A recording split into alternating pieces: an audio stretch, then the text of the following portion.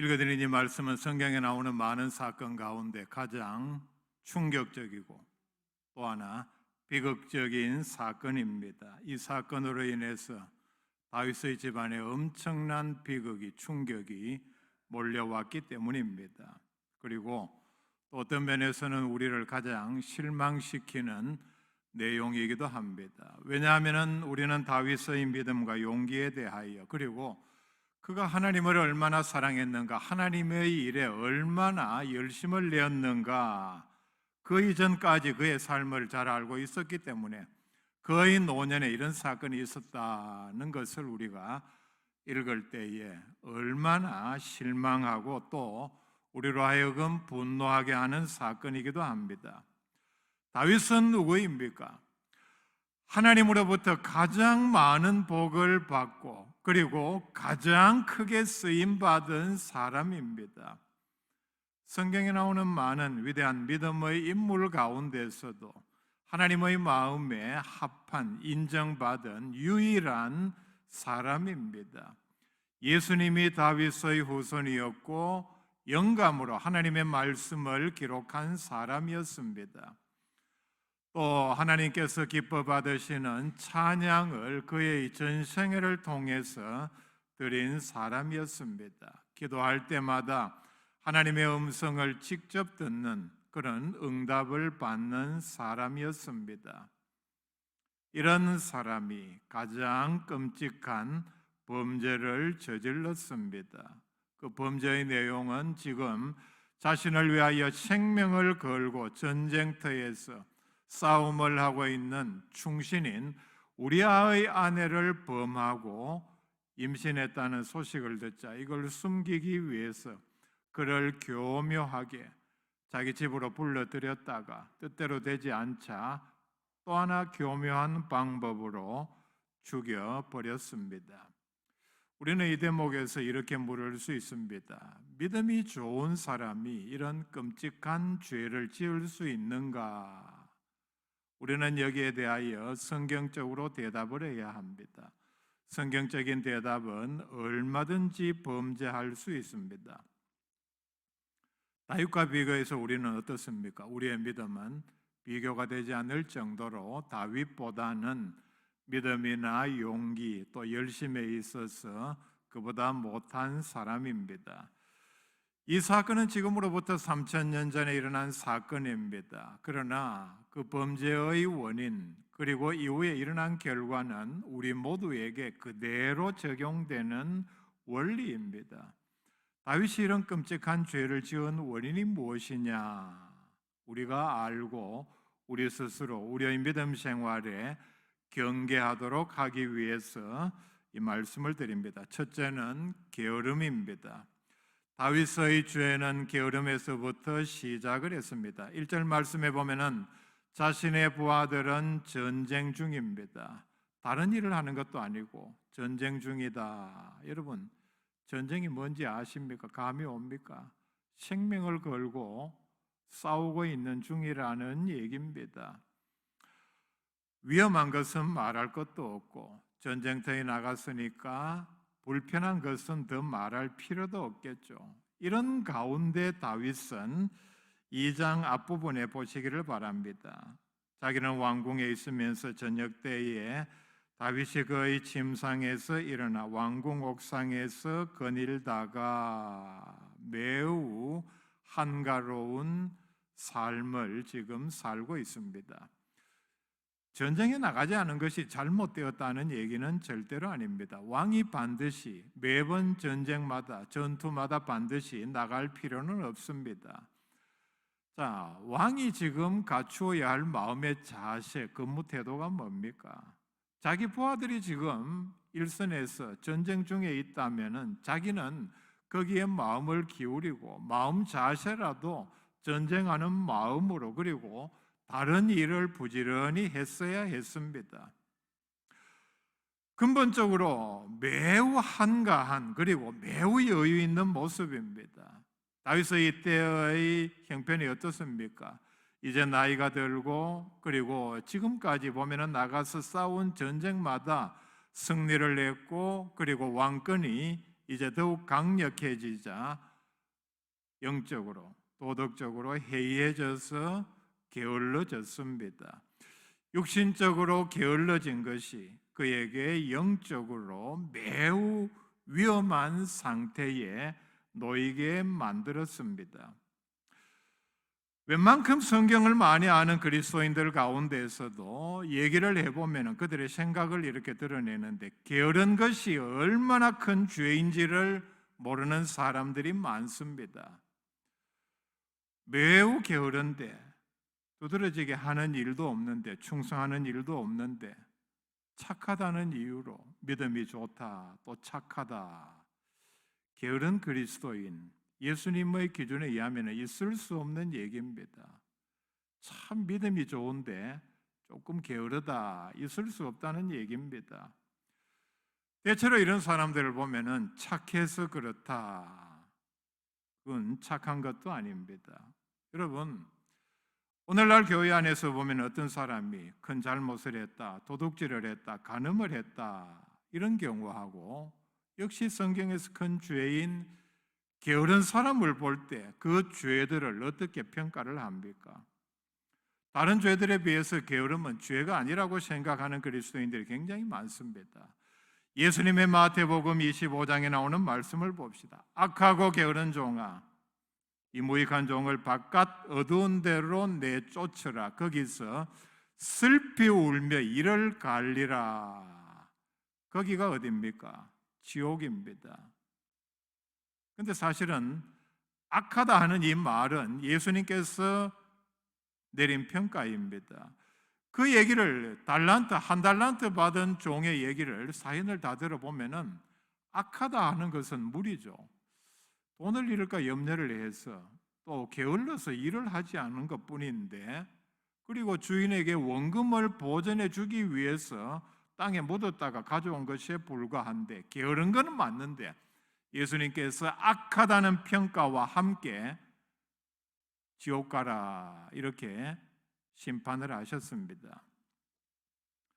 로마서 12장 11절 말씀에 부지런하여 게으르지 말고 열심을 품고 주를 섬기라 말씀을 합니다. 특별히 그리스도인들은 범죄하지 않기 위해서, 영적으로 타락하는 것을 방지하기 위해서 부지런해야 합니다.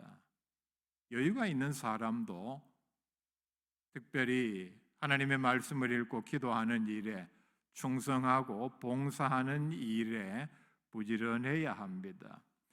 게으르면은 영적으로 느슨해집니다. 해이해진다는 얘기입니다. 영적으로 해이해진다는 얘기가 영적인 자기 방어를 이렇게 스스로 내리기 때문에 타락할, 그리고 범죄할 가능성이 매우 높습니다. 매우 위험한 상태라는 얘기입니다. 바로 이때에 마귀가 틈을 타고 들어옵니다. 에덴 동산의 예를 들어봅시다. 하나님께서 그렇게 허용을 하셨기 때문에 아담과 하와가 아침부터 늦게까지 노동을 하고 직장에 나가야 하고 출근을 해야 하고, 또는 가사를 돌보느라, 또 이런 여러 많은 일에 바쁘지 않았죠. 바로 이때에 마귀가 틈을 타고 유혹을 해왔습니다.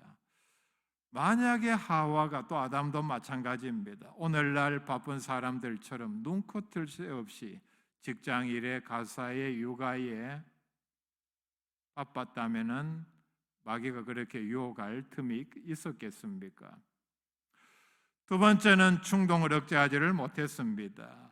2절 말씀 뒷부분에 보면은 그곳에서 보니 한 여인이 목욕을 하는데 심히 아름다워 보이는지라, 눈을 통해서, 그리고 그의 마음을 통해서 충동이 들어왔습니다. 여기서 그는 말씀의 사람답게, 기도의 사람답게 충동을 억제했어야 했습니다. 그런데 억제하지 아니하고 반대 방향으로 나아갑니다. 충동이 강하니까, 억제하려고 하는 마음이 세지를 않으니까 반대 방향으로 나가는 것을 그가 막지를 못했다는 얘기입니다. 어떻게 나갑니까? 3절에 보면은 누군지 알아보게 하고, 그리고 4절에는 데려오게 하고 동침했습니다. 누군지 알아보게 했을 때에 전쟁에 싸우고 있는 충신 우리아의 아내였다 했다는 사실을 알았다면은 더더욱 억제를 했어야 했습니다. 이런 법이 어디 있습니까? 그런데 충동을 억제하지 않으니 걷잡을 수 없었습니다. 보는 것 우리가 조심해야 합니다. 충동이 올 때에 더욱 경계해야 합니다. 탐욕이 있는 사람이 재물을 보면은 부정한 방법을 통해서라도 가지고 싶은 충동을 받습니다. 부정한 방법이 뭡니까? 바로 범죄입니다. 여기서 제어하지 않으면 바로 범죄로 이어집니다. 성경에 우리는 그 사실을 알고 있죠. 아간, 게하시, 아나니아, 삽비라 눈으로 현금이라든지 그리고 귀한 물건을 봤을 때에 충동이 들어왔고 억제하지 않으니 결국은 범죄하고 말았습니다. 충동은 범죄하게 하는 출입문과 같습니다. 집을 예를 들어 봅시다. 우리의 눈으로 귀로 듣는 아니면은 만져보고 실제로 써보고 좋은 자동차, 집 같은 게 그런 경우입니다.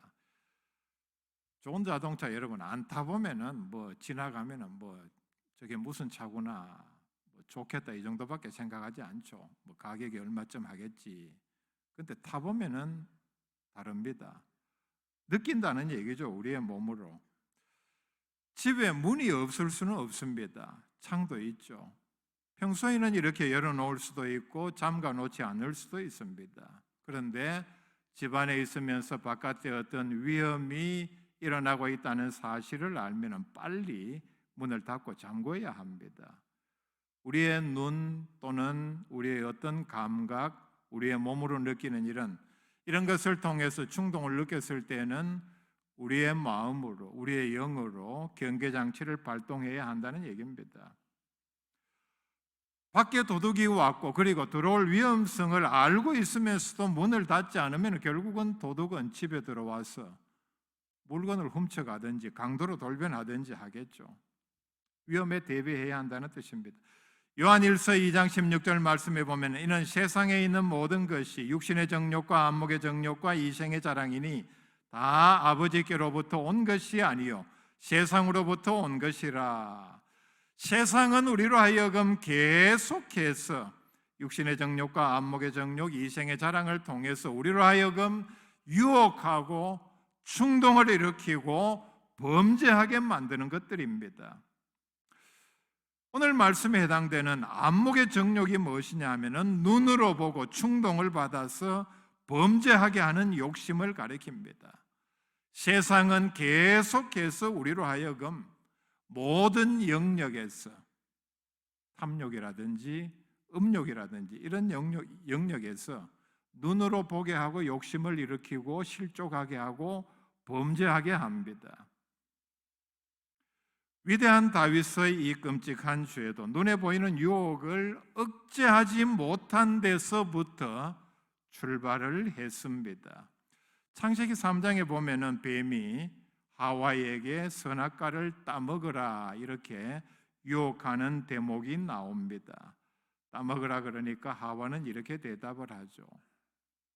하나님께서 절대로 따먹지 못하게 하셨다. 그리고 아마 하나님께서 그렇게 엄명을 했으니까 먹으면 반드시 죽는다는 사실을 하와가 들었으니까 근처에도 가지 않았고 에덴 동산이 꽤 넓었겠죠. 그리고 보지도 않았을 것입니다. 왜냐하면은 선악과 말고도 얼마든지 맛있는 과일들이 많이 있었기 때문입니다. 아마 성경에는 그렇게 설명을 하지 않지만은 그렇게 말하니까 뱀이 하와를 데리고 선악과 나무 아래로 데리고 간 것 같습니다. 그리고 보여주었을 것입니다. 그 대목을 이렇게 설명을 합니다. 창세기 3장 6절입니다. 여자가 그 나무를 본즉 먹음직도 하고 보암직도 하고 지혜롭게 할 만큼 탐스럽기도 한 나무인지라. 여자가 그 열매를 따먹고 자기와 함께 있는 남편에게 주매 그도 먹은지라 말씀을 합니다. 저 말씀 보세요. 하와가 눈을 들어서 선악과를 보는 순간 안목의 정욕이 발동을 했는데 그 과일이 얼마나 맛있어 보이고, 저기 보세요, 먹음직도 하고, 이야, 참 맛있어 보인다, 보암직도 하고. 여러분, 과일을 이렇게 상점에 전시되어 있는 거하고 팔기 위해서 나무에 달린 거하고, 여러분은 어떤지 모르지만 제가 볼 때는 그래요. 과일나무를 어려서부터 많이 보면은 나무에 달린 과일의 상태는 상점에 이렇게 따놓은 상태를 보는 것과는 천지 차이입니다. 얼마나 보기 좋고 탐스럽고 참 보기 좋게, 그리고 지혜롭게 할 만큼 탐스럽기도, 저거 먹으면은 속된 말로 IQ가 1000 이상 올라갈 것 같은 느낌이 들었다는 얘기입니다. 보는 순간 안목의 정욕이 그렇게 강력하게 발동을 했다는 것을 여기서 말씀을 합니다. 안목의 정욕이 이렇게 발동을 하니까, 충동이 들어오니까 하와는 먹으면은 반드시 죽는다는 사실을 잊어버리고 자기도 모르게 손을 뻗쳐서 따먹고 말았습니다. 무슨 얘기냐? 안목의 정욕이 이만큼 강하고 그 순간에 충동을 억제하지 못하면은 자기도 모르게 범죄로 이어진다는 것을 말씀을 합니다. 세 번째는, 이 단계에 와서는 하나님의 명령을 다윗은 무시하는 상태로 들어가고 말았습니다. 충동을 억제하지 못하니 하와도 마찬가지입니다. 하나님의 말씀이 눈에 귀에 들어오지를 않았습니다. 다윗은 지금 자신이 행하려는 일이 얼마나 심각한 죄라는 사실을 몰랐을 리 없습니다. 신명기 17장 18절 19절 말씀에 보면은 하나님께서는 모세에게 말씀 기록을 명령을 하면서 가나안에 들어가면은 반드시 왕을 세우는 날이 올 것이다. 그렇다면은 그 왕이 해야 할 일 가운데 반드시 해야 할 일을 여기서 이렇게 명령을 합니다. 왕은 이 말씀을, 신명기, 구약, 모세오경을 등사를 해서 왕의 곁에 두고, 왕은 평생을 통해서 하나님의 말씀을 읽고 그 명령대로 행하라. 왕이 반드시 지켜야 할 내용입니다. 그 하나님의 말씀에 보면은 레위기 20장, 신명기 22장에 보면은 가늠한 사람은 다 죽여라, 분명히 말씀을 했습니다. 백번양보에서 다윗이 이 사실을, 이 말씀을 부지런히 읽지 않아서 몰랐다고 생각을 해봅시다. 여러분, 하나님 앞에서 하나님의 명령에 대해서, 엄명에 대해서 몰랐다는 말은 절대로 핑계가 될 수 없습니다. 다윗의 예를 들어봅시다. 바로 조금 앞에 나오는 내용입니다. 다윗이 들에 있는 법궤를 예루살렘으로 옮겨올 때에 율법에는 반드시 고핫 자손들이 나무 막대기에 하나님의 법궤를 꿰어서 고핫 자손들이 어깨로 메어서 옮겨야 하는데, 자신은, 아마 다윗은 이 사실을 몰랐던 것 같습니다.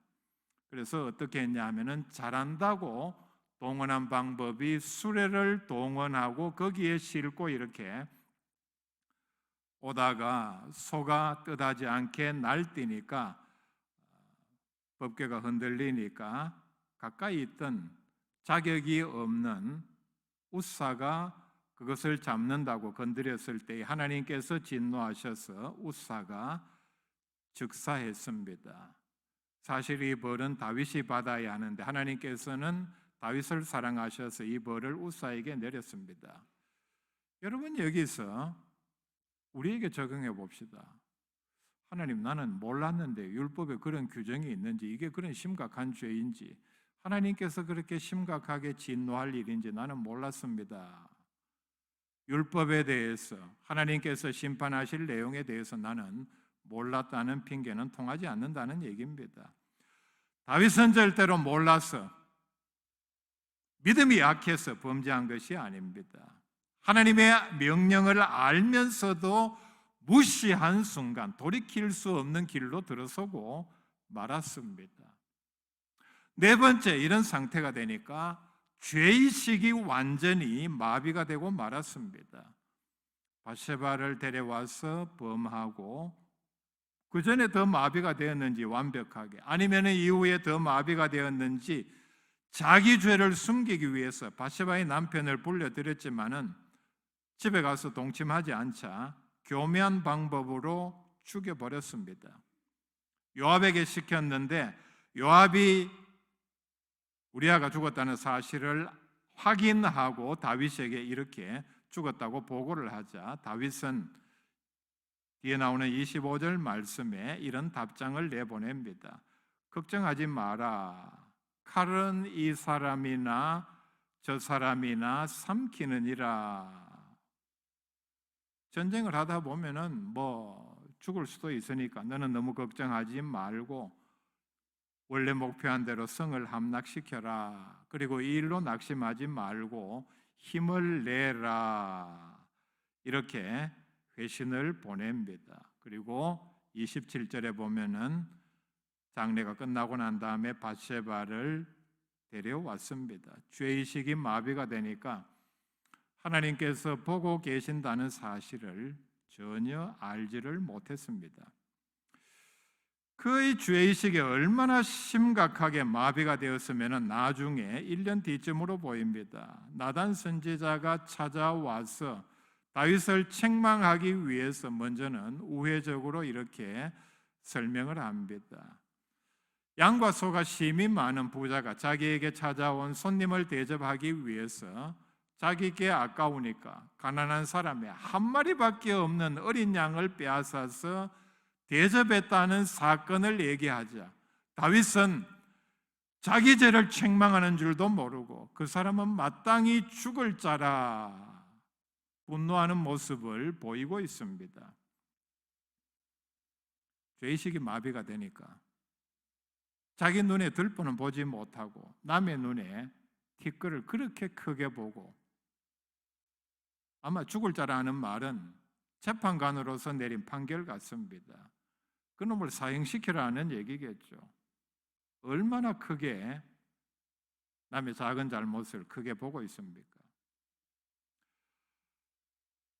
별것 아닌 것처럼 죄의식이 마비되고 충동에 사로잡히니까 그런 범죄를 저질렀지만은 문제는 하나님께서 어떻게 보셨느냐. 27절 말씀에 보면은 다윗이 행한 그 일이 여호와 보시기에 악하였더라 말씀을 합니다. 그리고 12장 9절에 보면은 나단 선지자의 책망입니다.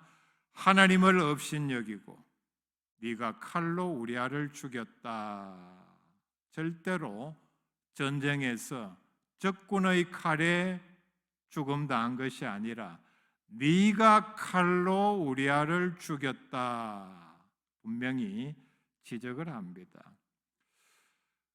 우리가 이런 사건들 진행 과정을 보면서 도무지 이해할 수 없는 것은 다른 사람도 아닌 다윗이 밧세바를 이렇게 보고 그 다음에 누구인지 알아보게 하고 불러오고 죄를 짓고 우리아를 죽이기까지 또 다시 데려오기까지 며칠 동안 이 일이 일어나면서 자기 자신이 진행을 하면서 그것이 얼마나 큰 죄라는 사실을 깨닫지를 못했습니다.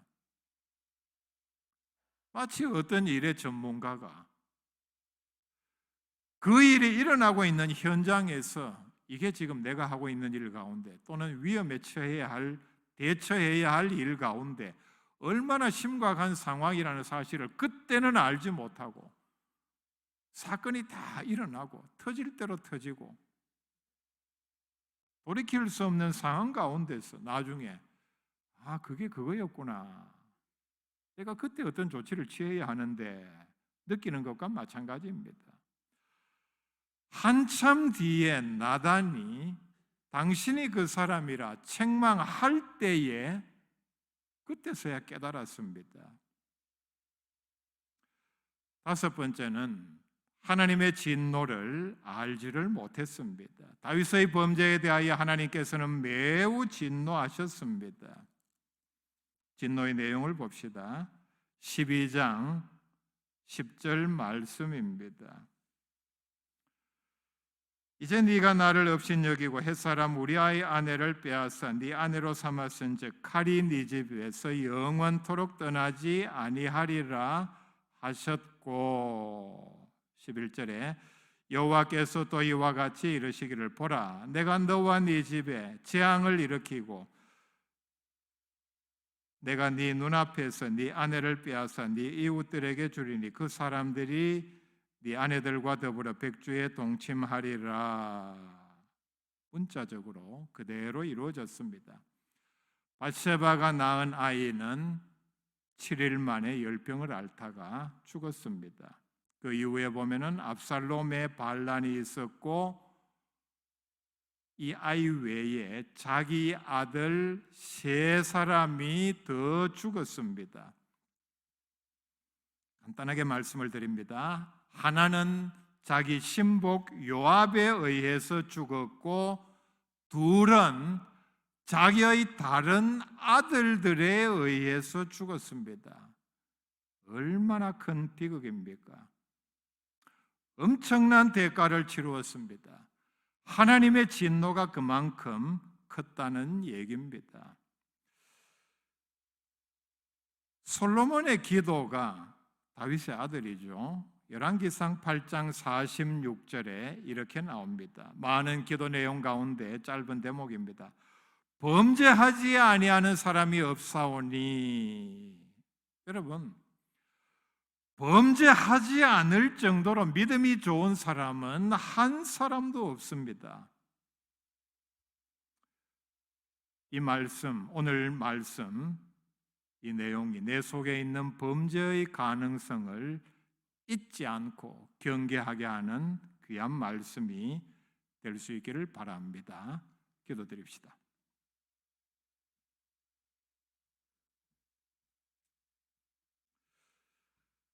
하나님 아버지, 우리를 부르심을 감사를 드립니다. 우리가 이 땅에서 하나님의 자녀로 살아갈 수 있는 믿음과 능력, 또 특별히 죄의 유혹에 대하여 믿음으로 말씀에 근거해서 담대하게 물리칠 수 있는 능력자들이 다 될 수 있도록 하나님께서 함께하여 주시옵소서.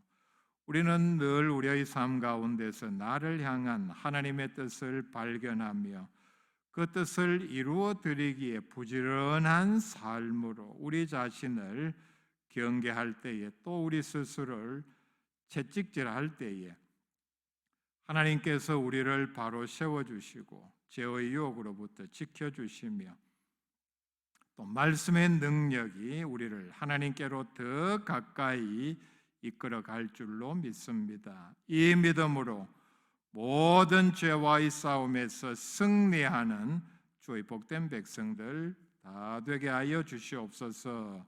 예수님의 이름으로 기도하옵나이다. 아멘.